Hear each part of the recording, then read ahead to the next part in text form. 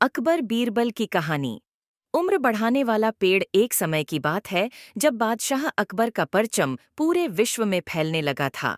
उसी दौरान तुर्किस्तान के बादशाह को अकबर की बुद्धिमत्ता की परीक्षा लेने की सूझी। तुर्किस्तान के बादशाह ने अपने दूत को संदेश पत्र देकर कुछ सिपाहियों के साथ दिल्ली रवाना किया। बादशाह ने पत्र में लिखा था, मुझे सुनने में आया है कि भारत में ऐसा पेड़ है जिसके पत्ते को खाकर इंसान की आयु बढ़ाने में मदद मिल सकती है। अगर यह बात सच है तो मेरे लिए उस पेड़ के कुछ पत्ते जरूर भेजें। जब अकबर ने उस पत्र को पढ़ा तो वह सोच में पड़ गए। इस चिंता से उबरने के लिए अकबर ने बीरबल का सहारा लिया। बीरबल की सलाह पर बादशाह अकबर ने तुर्किस्तान से आए सिपाहियों और दूत को कैद करने का आदेश दिया। सिपाही और दूत के कैद खाने में कई दिन बीत जाने के बाद अकबर और बीरबल एक दिन उनसे मिलने गए। अकबर और बीरबल को आते देखकर वो सोचने लगे कि उन्हें रिहाई मिल जाएगी, लेकिन ऐसा नहीं हुआ। बादशाह अकबर जब उनके पास पहुंचे तो उन्होंने दूत से कहा, जब तक इस किले की एक दो ईंट गिर नहीं जाती तब तक आप लोगों को आज़ाद नहीं करेंगे। ऐसा होने तक आप सभी के लिए यहाँ खाने पीने का पूरा इंतजाम किया जाएगा। इतना कहकर बादशाह अकबर और बीरबल वहां से चले गए। उनके जाने के बाद दूत और सिपाही कैद से निकलने के लिए उपाय सोचने लगे। जब कोई रास्ता नजर नहीं आया तो भगवान से प्रार्थना करने लगे।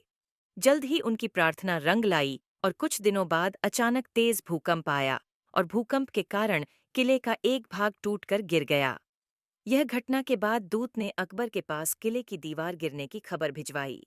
यह खबर सुनते ही बादशाह अकबर को अपना वादा याद आया और उन्होंने तुर्किस्तान के दूत व सिपाहियों को दरबार में प्रस्तुत होने का आदेश दिया।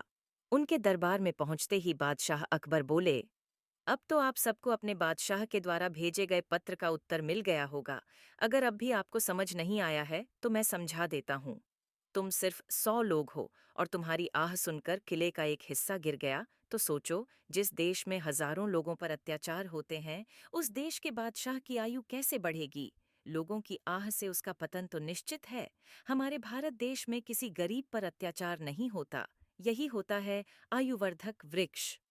उसके कुछ दिन बाद बादशाह ने उन सभी को उनके देश भेज दिया है और रास्ते में होने वाले खर्चे के लिए कुछ पैसे भी दिए। दूत ने तुर्किस्तान पहुंचकर भारत में घटित सारी बात विस्तार से बादशाह को बताए। अकबर बीरबल की बुद्धिमत्ता देखकर तुर्किस्तान के बादशाह ने दरबार में उनकी बहुत प्रशंसा की। कहानी से सीख। इस कहानी से यह सीख मिलती है कि सभी के साथ प्रेम से रहना चाहिए और कमजोर पर अत्याचार नहीं करना चाहिए। साथ ही वही देश तरक्की करता है जहां प्रजा सुखी रहती है।